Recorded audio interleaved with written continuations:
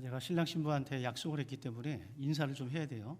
자, 자리에서 일어나면 우리가 박수로 축하하도록 하겠습니다. 신랑 신부 어디 있어요? 일어나시면 축하합니다.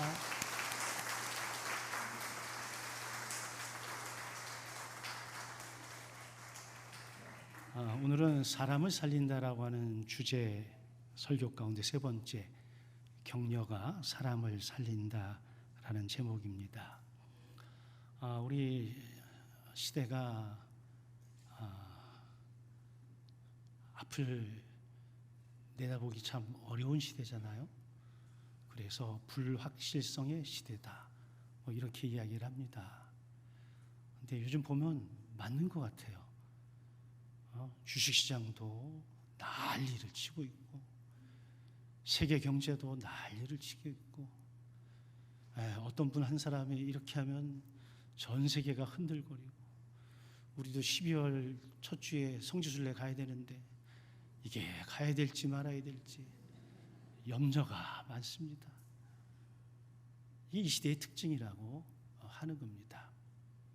예전에는 예측이 가능했기 때문에 준비만 잘하면 되어져 있는데, 요즘은 예측이 가능하지 않은 시대라서 그 어느 때보다도 힘든 것 같아요. 그래서 혹자는 말하기를 우리 시대를 광야와 같다, 또 사막과 같다, 이런 이야기를 하는 것은 충분한 이유가 있기 때문에 그런 것 같습니다. 여러분들도 여러분들의 인생을 살아오면서 여러분 뜻대로 되셨을까요? 만약 되셨다면 그분은 대단한 거예요. 글쎄, 내 인생도 내 마음대로 안 되는데 여러분들의 자녀는 여러분들의 뜻대로 되시던가요? 이것도 여러분들이 오케이 하면 그분은 난 사람이에요. 네, 대개의 경우 그런 분들은 많지 않더라고요. 근데 광야 같은 이 세상을 살아가는데 제가 보니까 크게 두 부류의 사람이 있는 것 같아요. 한 사람은 광야를 지나가는 사람이 있고, 한 사람은 광야에 그저 머물러 있는 사람이 있는 것 같아요. 똑같은 환경, 똑같은 태양 아래에서 갈증과 목마름과 힘듦이 있지만 어떤 이는 그것을 견디고 그 광야와 사막을 지나고, 어떤 사람은 그 삶의 무게에 짓눌려서 그저 그 자리에서 머물러 있는 사람들도 존재하더라는 거죠. 그러면 무엇이 그 차이를 만들어냈을까? 환경이 같은데 그럼 사람의 능력이 차이가 있는 걸까? 우리 그리스도인의 입장에서는 좀 다른 각도로 볼 수 있는 것 같습니다. 우리는 세상의 사람들과 남다른 환경을 가지고 있는 사람들이 아니에요. 교회 밖에 있는 사람이나 우리나 똑같은 상황과 환경과 어려움을 안고 살아갑니다. 근데 우리 그리스도인들이 조금 남다르다라고 하는 것은 우린 하나님의 약속을 가지고 있다는 거예요. 하나님이 주신 약속을 붙잡고 흔들림 없이 그 약속을 바라보고 나가는 사람은 광야를 지나갈 수 있겠지만, 확실한 약속이 없는 사람들은 그저 광야에서 몇십 년이고 유리방황하다가 인생을 마감하는 거죠. 저는 지금까지 목회를 하면서 한 가지 분명한 사실을 발견한 게 있어요. 사람은 의외로 생각보다 약하다는 거예요. 강해 보이는 사람이 오히려 더 약합니다. 자신의 약함을 감추기 위해서 강해 보이려고 하는 것이지, 실상은 더 연약하고 더 부족함이 많이 있더라고요. 겉으로 그렇게 잘 웃는 사람이 실상 홀로 있을 때는 깊은 울음을 쏟아내는 경우도 참 많습니다. 신앙생활을 오래 해서 믿음이 있어 보이지만 실상은 영적으로 침체되어져 있는 이들 또한 무수합니다. 교회는 다니지만 흔들리는 믿음 어찌할 줄 몰라서 방황하는 이들이 존재합니다. 사람들은 돈이 없어서 무너진다, 아니면 병들어서 무너진다, 이런 주변의 이야기를 하지만 제가 보니까 실상은 그게 아니에요. 사람이 희망을 잃어버리면 무너지는 것 같아요. 아무리 작은 것이지만 내 미래에 대한 희망이 있고 소망을 품을 수 있으면 그가 누구라도 오늘의 광야를, 오늘의 사막을 지나갈 수 있습니다. 잠언 기자는 이렇게 표현해요. 소망이 더디 이루어지면 그것이 마음을 상하게 한다. 소망이 있다면 상한 마음 붙잡고 우리는 끝까지 다름질할 수 있다는 이야기겠지요. 그런데 하나님께서 사람을 살리실 때에 사용하는 방법 가운데 하나가 어떤 사람을 보내주신다는 거예요. 이 어떤 사람이 나에게 희망을 주고 꿈을 주고 비전을 주고 하는 거예요. 오늘 성경이 바로 그 이야기를 하는 거예요. 오늘 본문의 주인공 다윗, 그의 인생에서 가장 어두운 시기를 보내고 있는 것 같습니다. 다윗은 어린 시절 형제들을 제치고 왕으로 기름 부음 받은 엄청난 존재입니다. 하나님은 그를 이스라엘의 왕으로 선택을 하셨죠. 그런데 그 이후에 다윗의 현실은 정말 녹록지 않았습니다. 하나님의 약속대로라면 평탄대로가 열려야 됐는데 다윗의 생애는 어려움, 외로움, 곤란, 생명의 위협, 이것이 끊이지 않았던 생애였습니다. 왕궁이 아닌 광야에 살아야 됐고 왕관이 아닌 광야와 사막의 먼지를 뒤집어 써야 됐습니다. 그에게 주어진 건 수많은 사람들의 찬사, 찬양이 아니라 삼천의 군사가 자기를 잡아 죽이려고 추격을 하고 있습니다. 그때 성경은 다윗이 광야 수풀에 숨어 있었다라고 묘사를 합니다. 여기 십광야는 유다 산지 남동쪽 헤브론이라고 하는 큰 도시에서 7, 8km 떨어진 광야입니다. 인근에 집이라고 하는 성읍이 있었고 동쪽에는 유다 강야가, 남쪽에는 마온 강야가 이어지는 곳입니다. 그러니 천지 사방이 전부 다 황량한 곳이죠. 특별히 이 지역은 메마른 석회암 산지로 깊은 골짜기가 형성되어져 있어요. 높은 절벽이 있습니다. 석회암 지역의 특징이 동굴이 많다는 거죠. 그리고 관목에 수풀이 우거져 있는 장소입니다. 물은 거의 존재하지 않는 척박하고 척박한 땅이에요. 오늘 성경 본문은 단순히 수풀이라고만 기록을 하고 있는 이유는 그런 지형이기 때문에 그렇습니다. 감목, 덤불이 무성해서 몸을 숨기기에 그만한 장소는 없다라고 하는 거예요. 그런데 수풀이라고 하는 이 말 속에 함이 되어져 있는 또 다른 모습을 볼 수 있었습니다. 수풀은 앞이 보이지 않는 곳이에요. 남이 나를 찾지 못하는 장소이기도 하지만 나 역시도 앞을 내다볼 수 없는 곳이에요. 길을 찾기에 어렵습니다. 그러다 보니 방향을 잃기 쉬운 곳이 바로 수풀이에요. 덤불 속입니다. 이것은 당시 바울의 영적인 상태를 비유적으로 알려주고 있다라고 저는 생각을 합니다. 분명히 약속을 받았고 기름 부음을 받았지만 현실은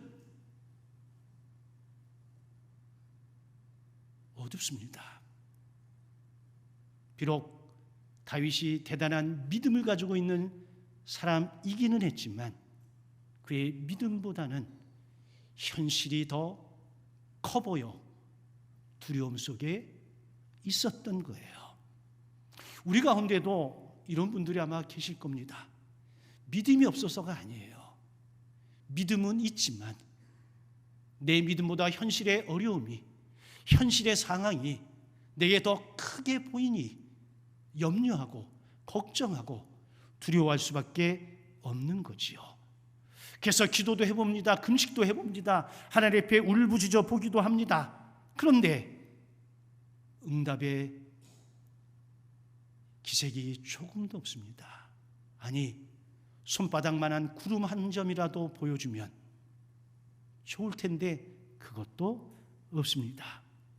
내가 할 수 있는 최선을 다했습니다. 피땀 흘리고 자존심 상해가면서 최선을 다했습니다만은 여전히 제자리입니다. 이게 다윗의 현재의 모습이에요. 그런데 놀라운 것은 하나님께서 다윗을 다루시면서 다윗의 처해 있는 광야를 없애시지는 않으시더라고요. 저도 인생을 살아오고 목회라는 가정 속에 수없이 많은 광야를 거쳤지만 하나님이 광야를 없애주신 적은 단 한 번도 없습니다. 그냥 광야에 머물러 있지 않도록 그 광야 속에서도 믿음으로 한 걸음 한 걸음 내딛도록 해주셨지 광야를 없애주신 적은 없습니다. 그런데 하나님은 그 광야를 지날 수 있도록 누군가를 보내주셨습니다. 다윗에게는 요나단을 보내주신 거예요. 여러분, 다윗에게 광야가 어떤 곳일까? 첫째, 광야는 하나님께서 왕을 만들어가는 학교와 같은 장소입니다. 우리는 광야, 사막을 실패라고 생각할 수 있습니다. 그러나 성경은 광야가 실패의 장소가 아니라 훈련의 장소임을 분명히 하고 있습니다. 아브라함도 광야를 지났습니다. 모세도 미디안 광야 40년을 보냈습니다. 엘리야도 광야길을 40주야를 걸었습니다. 세례 요한도 광야에서 하나님의 음성을 들었습니다. 예수님도 공생애를 시작하시기 전 성령에 이끌려 광야에 나가 40일을 금식하셨습니다. 다윗이 그 광야를 지나갑니다. 이렇게 질문할 수 있겠죠. 그러면 왜 하나님이 약속하셨고 왜 하나님이 분명히 선택하셨음에도 불구하고 왜 광야로 보낼까? 왜 기름 부음 받은 다윗을 바로 왕으로 세우셔서 도와주셔도 가능했을 텐데 굳이 광야로 보내셨을까? 그 이유는 분명합니다. 하나님이 세우시는 왕은 왕궁에서 만들어지는 것이 아니라 광야에서 만들어지기 때문에 그렇습니다. 광야는 사람의 힘이 끝나는 곳이에요. 아무것도 할 수 없는 곳입니다. 모세가 그 당시에 세상의 모든 학문들을 익히고 가장 훌륭한, 가장 위대한 자리에 앉아 있음에도 불구하고 하나님은 그를 선택하지 않으셨습니다.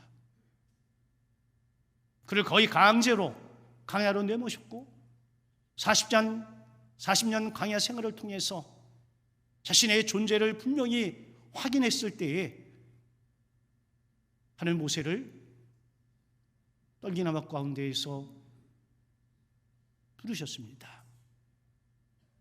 왜요? 광야는 전적으로 하나님만을 의지하도록 만드는 곳이기 때문에 그렇습니다. 모세가 물을 만들 수 있겠습니까? 샘을 만들 수 있겠습니까? 구름을 불러올 수 있겠습니까?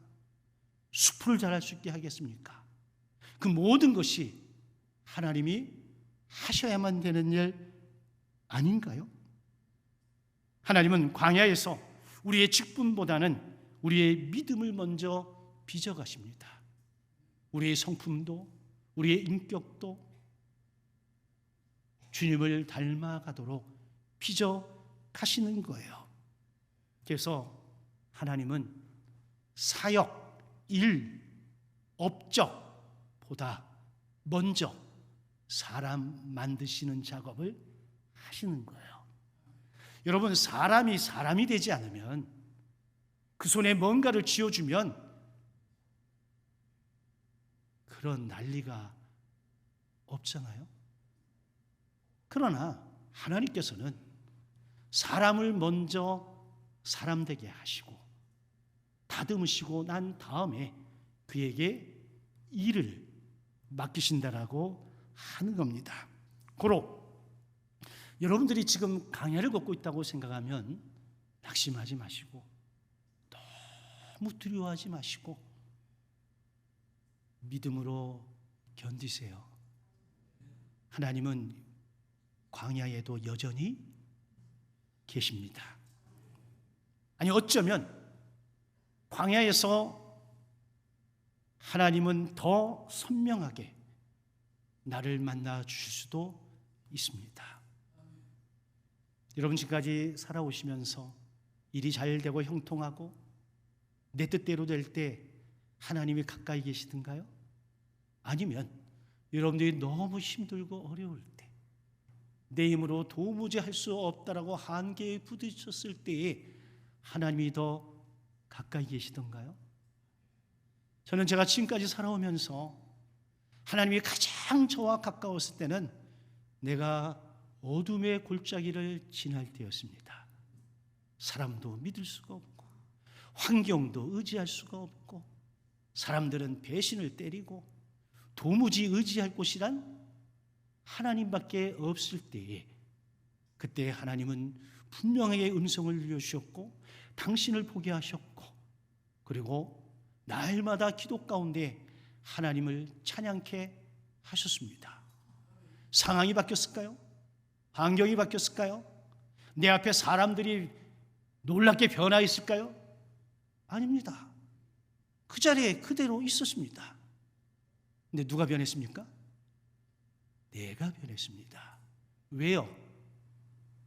하나님의 음성을 듣고 하나님의 분명한 약속을 의지할 수 있었기 때문이에요. 두 번째, 하나님은 광야에서 사람을 보내시고 그 사람을 통해 하나님의 언약을 다시금 들려주십니다. 오늘 본문을 천천히 읽어보면 발견되어지는 것이 하나 있어요. 성경은 요나단이 왔다고만 기록하지 않습니다. 뭐라고 했어요? 요나단이 일어나 수풀에 들어가서 다윗에게 이르러라고 합니다. 아니, 그동안 사울 왕은 다윗을 잡아 죽이고 싶은 마음에 군사 3천을 동원해서 추격하고 이잡듯 뒤지고 있어. 근데 발견을 못했습니다. 근데 요나단은 마음 먹고 일어나 숲으로 갔대. 갔더니 거기에 다윗이 있대요. 이게 설명이 가능해요? 아니, 3천 명의 군사, 훈련된 군사가 이잡듯 뒤져도 못 찾아냈는데, 아니 요나단은 뭔 놈의 재주가 있어가지고 갑자기 생각나서 갔더니 거기에 있더라. 이걸 어떻게 설명할 수 있어요? 이건 하나님의 섭리예요. 하나님의 인도하심이에요.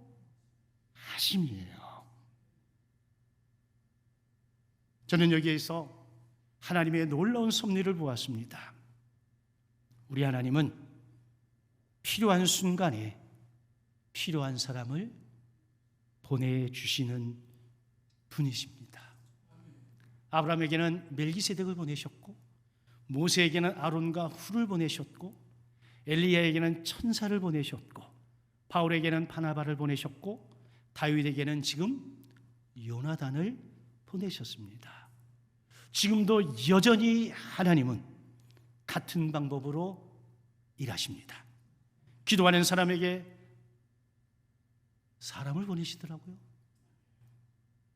낙심한 사람에게 사람을 보내시더라고요. 광야에 있는 사람에게 또 사람을 보내시더라고요. 저에게도 수많은 요나단이 있었더라고요. 순간순간 힘들고 어려울 때, 외로울 때, 뭔가 막막할 때에 전혀 내가 알 수 없는, 전혀 예기치 않은 누군가를 통해서 하나님은 나를 격려하고 위로하고 세우시고 힘있게 하셔서 오늘 여기까지 저를 끌고 오셨더라고요. 그럼 그분들이 나에게 대단한 그 무엇을 해줬을까요? 뭐 집을 한 채 사줬나? 뭐 수억 원을 줬나? 그러지 않습니다. 어떤 분은 따뜻한 위로의 말 한마디, 어떤 분은 그냥 칭찬 한마디, 어떤 분은 부탁하면 이런저런 말 하지 않고 예, 제가 하겠습니다. 뭐 돈 들어갑니까? 뭐 몇 날 며칠 작정해서 해야 됩니까? 아니죠. 그저 하나님 주시는 마음으로, 하나님 주시는 뜻을 향해서 누군가에게 격려를 할 때에 이 격려가 격려받는 그 사람에게는 세상에 줄 수 없는 엄청난 위로와 격려와 힘이 되는 것 아닐까요? 그래서 하나님의 섭리는 자주 한 사람의 방문으로 시작이 되어지더라고요. 아멘입니까? 이번 연합부흥회를 하면서 좀 우여곡절이 많았습니다. 우여곡절이 많아서 부흥회 장소는 통영인데 강사는 진주에 숙소를 했어요. 제가 생각하고 하는 게 있어서 그게 가장 좋은 방법이라고 생각을 했어요. 그것 때문에 또 이러쿵저러쿵 말이 많았습니다. 근데 제가 총회장을 옆에서 자주 보고 하니까 늘 피골에 쪄들어서 얼굴이 편한 날이 없어요. 모든 사람들이 뭔가 요구를 하지 뭔가 도와주는 사람은 없는 거죠. 그래서 와서 집회도 하지만 좀 쉼을 가졌으면 좋겠다고 해서 제가 진주에 숙소를 마련을 했는데 그것도 여러 번 바뀌었어요. 그리고 이제 비행기를 타고 공항에 도착을 했습니다. 제가 다른 건 얘기 안 하고 이렇게 왔는데 너무 힘들고 피곤하고 하니까 내가 우리 집사님이 하시는 병원에서 수액을 좀 맞도록 이렇게 조처를 해놨다. 이제 그렇게 했더니 사모님이 깜짝 놀라면서 아니 오늘 오전에 그러지 않아도 수액을 맞고 와야만 집회를 할 수 있을 것 같아서 계획을 세웠는데 짬을 못 내서 그냥 왔다는 거야. 근데 만나자마자 첫 마디가 제가 그 얘기를 하니까 사모님이 깜짝 놀라는 거예요. 아니 어떻게 이런 일이. 그래가지고 우리 집사님 병원 가서 수액을 잘 맞고 그리고 힘을 얻었어요. 그래서 저한테 몇 번이고 너무 배려해줘서 고맙다고. 여러분 뭐 수백만 원 들어간 거예요? 아니잖아요. 뭐예요? 관심과 배려잖아요. 그 목사님은 남 배려하는 데는 대단히 유능하신 분이야. 그런데 남에게 배려받는 것은 극히 드문 분이에요. 작은 배려가 그 두 부부에게는 큰 격려가 되고 위로가 되고 힘이 되어서 서울에 도착해서도 또다시 전화가 와서 너무 고맙습니다 라고 하더라고요. 하나님의 섭리는 이렇게 한 사람의 작은 정성과 배려와 방문으로 시작이 되어집니다. 그러면 이 요나단이 뭘 했을까요? 오늘 본문은 짧게 기록을 했어요. 그에게, 다윗에게 하나님을 힘있게 의지하게 하였더라. 군사를 빌려준 거 아닙니다. 병장기를 갖다 준 거 아닙니다. 살 길을 피해 준 거 아닙니다. 아버지와 다윗 사이에서 중재를 한 거 아닙니다. 다윗으로 하여금 하나님을 더 힘있게 의지하도록 했다는 거잖아요. 여기 힘있게 하였다라고는 히브리어는 하자크인데 단순히 위로했다, 격려했다는 말이 아닙니다. 무너진 성벽을 다시 세웠다, 떨리는 손에 힘을 불어 넣었다, 패배한 군대를 다시 일으켜 세웠다, 이런 의미예요. 다윗은 완전히 무너졌습니다. 완전히 절망 가운데 두려움 속에 눌려 있었을 때입니다. 그런데 그 다윗을 다시 힘있게 하나님을 의지하도록 만들어 주었다는 겁니다. 하나님께서 여호사에게 강하고 담대하라 이때 하셨던 말이 하자크예요. 사무엘상 30장에서 다윗이 절망 가운데 있을 때 여호와를 힘입고 용기를 얻었다라고 할 때 여기 힘입다 이 단어도 동일한 하자크입니다. 요나단은 다윗을 감정으로 위로한 것이 아니에요. 다윗이 무너진 믿음을 다시 세워 주어서 다시금 하나님을 의지하도록, 하나님을 바라보도록 해줬다는 거예요. 그래서 성경적 격려는 사람을 내게 의지하게 만드는 것이 아니라 하나님을 다시 의지하게 만드는 것, 이게 격려입니다. 사진 좀 보여주실래요? 베트남의 이승호 선교사님이 매년 4월이나 5월쯤 되면 카톡을 보냅니다. 이번 여름 때 여름 성경학교를 해야 되는데 도와주세요. 그러면 제가 우리 교회 어떤 분을 통해서 아니면 사마리아 헌금을 통해서 묻지도 따지지도 않고 무조건 어느 정도의 액수를 보내줬습니다. 그래서 저렇게 사역을 하는 거예요.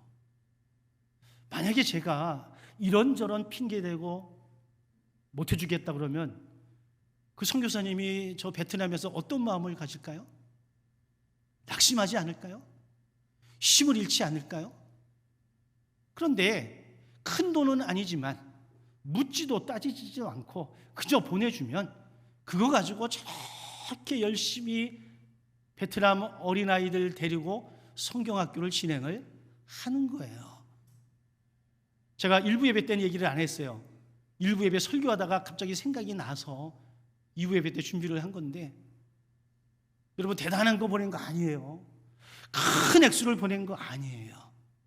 하지만 힘들고 어려울 때에 단비 정도는 될 수 있는 거죠. 그럼 또 힘을 얻어서 또 열심히 사역하고 열심히 선교하고 열심히 주를 위해서 일하는 것 아니겠습니까? 이게 성경적 격려예요. 요나단은 희망을 말하지 않았습니다. 그는 이렇게 말했습니다. 첫째, 두려워하지 말라. 둘째, 너는 이스라엘의 왕이 될 것이다. 여러분, 요나단은 현재에 대한 이야기를 하지 않아 하나님의 약속만을 이야기해요. 왜? 현실은 언제든지 변할 수 있습니다. 그러나 하나님의 약속은 변하지 않기 때문입니다. 우리의 문제는 환경의 문제가 아니라 하나님의 언약과 하나님의 약속을 잊어버리기 때문에 그런 게예요. 낙심은 현실이 어려워서 오는 것이 아니라 하나님을 놓쳤을 때, 하나님께 시선을 놓쳤을 때에 오는 거야. 그래서 성경은 창조주 하나님을 기억하라, 바라보라, 생각하라 라고 하는 거예요. 믿음은 새로운 약속을 찾아 나서는 것이 아니라 이미 주신 약속을 굳게 붙잡는 게 믿음이에요. 그래서 구약학자 랄프 데이비스는 요나단은 다윗의 상황을 바꾸지 않았습니다. 그러나 다윗이 상황을 바라보는 시선을 하나님께로 돌려놓았다라고 합니다. 이게 성경적 격려입니다. 누군가의 집안채를 사주고 누군가의 교회를 지어주고 이 차원이 아니라 누군가가 다시금 일어서서 하나님께 시선을 고정시키고 믿음의 삶을 살아갈 수 있도록 도와주는 것, 그 사람의 문제를 해결해 주는 게 아니라 문제를 해결할 수 있도록 하나님을 의지하도록 만드는 것, 여러분 이게 성경적 격려예요. 이 정도라면 나도 할 수 있어. 여러분들 그 정도라면 할 수 있죠. 월터 브루그만은 이렇게 말합니다. 요나단에 대해서 자신의 권리보다 하나님의 약속을 선택한 사람이라고 말을 해요. 그래서 성경적 격려는 사람의 감정을 위로하는 것을 뛰어넘어서 하나님의 언약으로 그 사람의 믿음을 다시 세워주는 것임을 믿으시길 주의 이름으로 축원합니다. 세 번째 참된 격려는 요나단을 보니까 자신을 높이는 것이 아니라 하나님의 뜻을 위해 나 자신을 내려놓는 사랑이더라고요. 요나단의 말을 한번 들어보실래요? 다윗에게 너는 이스라엘의 왕이 되고 나는 너의 다음이 될 것이다. 이 사실을 내 아버지 사울도 안다. 다윗에게 힘이 될까요? 안 될까요? 제가 이야기하면 힘이 안 돼. 근데 요나단은 법적으로, 상식적으로, 혈통적으로 사울 다음에 무조건 왕이 되는 거야. 그런데 그 왕세자가 친히 찾아와 네가 왕이 되고 내가 다음에 왕이 될 것이다. 다음에 왕이 될지 안 될지 모르는 거예요. 이건 여러분 내가 왕자를 포기하겠다라고 하는 의미가 담겨져 있는 거예요. 와, 저는 이 대목에서 여러분 가슴이 갑자기 멍해졌어요. 사람이 이럴 수 있을까요? 전 죽었다 깨어나도 못할 것 같아요. 우리는 아주 작은 자리 하나 갖고도 아귀다툼을 하잖아. 저 자리가 내 자리인데 내가 저기 있어야 되는데. 근데 가만히 있으면 왕이 될 자리에 있는 요나단이 지가 나서가지고 네가 왕하고 내가 다음에 하고 이걸 우리 아버지도 알아. 아니 굳이 그 짓을 하고 앉아있네. 그래서 저는요 이 순간만큼은 다윗보다 요나단이 훨씬 더 크게 보이더라고. 그래서 이제는 요나단을 존경하기로 했습니다. 왜? 나는 그렇게 못하거든. 여러분 사울의 장남이에요. 상식적으로 다음하고는 무조건 요나단이고 백성들도 그렇게 생각을 하고 있어요. 그런데 아니래요. 네가 왕이래요. 그럼 무엇이 그렇게 했을까요? 믿음입니다. 하나님이 세우신 약속에 대한 믿음이에요. 그리고 그 하나님 앞에 순종하기 위해서 이번 순서는 내가 아니고 다윗임을 이야기한 거예요. 여러분 이게 참된 격려입니다. 안 그럴까요? 다윗의 입장에서. 아니 다윗의 입장에서 다른 사람이 와서 백날 얘기해봐야 격려가 안 돼. 근데 당사자가 와서 이렇게 이야기하면 이거 격려가 되죠. 그래서 여러분 내가 누군가를 세워주기 위해서 그가 하나님을 바라보도록 하기 위해서 우리가 할 수 있는 일은 먼저 나 자신을 내려놓을 줄 알아야 합니다. 그런데 왜 우리는 다른 사람 세워주는 게 그렇게 어려울까요? 비난하고 깎아내리고 험담하고 정죄하고, 이유는 우리 안에 비교하는 마음이 있기 때문입니다. 다른 사람이 잘 되면, 저 인간이 잘 되면 내가 손해볼까 봐, 다른 사람이 인정받으면 내 공로가 줄어들까 봐, 그래서 경쟁하고 비교하고 질투하고 분탕질하고 하는 겁니다. 이거 좀 더 심하게 말하면 열등감이 그렇게 드러나는 거예요. 그런데 여러분, 하나님의 나라는 달라요. 하나님의 나라는 경쟁, 시기, 질투의 나라가 아니라 사명의 나라입니다. 하나님께서 내게 맡기신 것이 있고 하나님께서 저 사람에게 맡긴 것이 있는 거예요. 요나단은 그것을 알았습니다. 그래서 다윗을 경쟁자로 삼은 것이 아니라 하나님의 계획과 섭리 가운데 먼저 다윗이 되고 나는 나중에 돼도 되리라, 이렇게 생각을 한 거예요. 세례 요한도 역시 마찬가지입니다. 이게 성숙한 믿음이에요. 예수님은 어떻습니까? 빌립보서 2장 5절 이하에 그는 근본 하나님과 본체시지만 하나님과 동등됨을 취할 것으로 여기지 아니하시고 자기를 비워, 이렇게 합니다. 요나단은 왕자를 내려놓았습니다마는 예수님은 하늘의 영광을 내려놓으셨습니다. 요나단은 다윗을 살리기 위해 자신을 낮췄지만 예수님은 죄인들을 살리기 위해 자기 자신을 완벽하게 비우셨습니다. 요나단은 친구 다윗을 위해서 자신을 희생했지만 예수님은 원수된 저와 여러분들을 위해 십자가를 지셨습니다. 그래서 우리는 또 한 번 요나단은 예수 그리스도의 그림자임을 깨달아 아는 거예요. 그러니 사무엘상의 이야기는 단순한 다윗의 전기가 아니라 다윗을 세우시는 하나님, 그리고 마침내 다윗의 자손에서 오실 예수 그리스도를 준비하는 책인 거예요. 그래서 여러분, 성경은, 복음은 하나님의 가장 위대한 격려가 될 수 있습니다.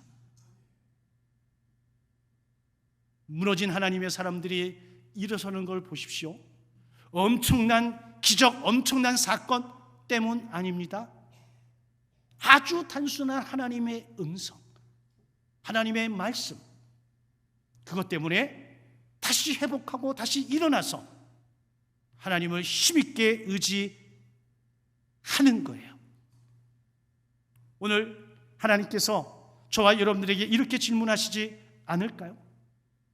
너는 누구의 요나단이 되어줄 수 있겠니? 나에게 지금까지 수많은 요나단이 있었습니다. 근데 어느 날 저도 누군가에게 뭐가 되어주고 있다고요? 요나단이 되어주고 있는 거죠. 제 친구 이승호 선교사님에게는 제가 그런 요나단이지 않을까요? 아니, 친구지만 솔직히 얘기해서 도와달라고 했을 때 도와주면 상관이 없는데 다른 이야기라면 여러분, 친구 관계가 깨집니다. 근데 지금까지 단 한 번도 제가 토를 다른 적이 없어요. 무조건 보내주는 거지. 왜요? 제가 선교사에 약하거든. 오늘 집으로 돌아가시면서 한 사람이 떠오르신다면 그 사람에게 여러분들은 요나단이 되어주시기를 주의 이름으로 축원합니다.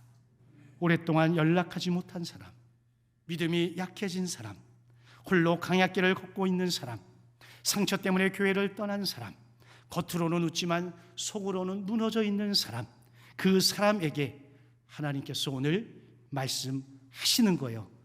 내가 그에게 요나단이 되어 주거라. 이 말씀이 오늘 우리에게 들려지는 살아있는 하나님의 음성이 되어지길 주의 이름으로 간절히 축원합니다. 아멘.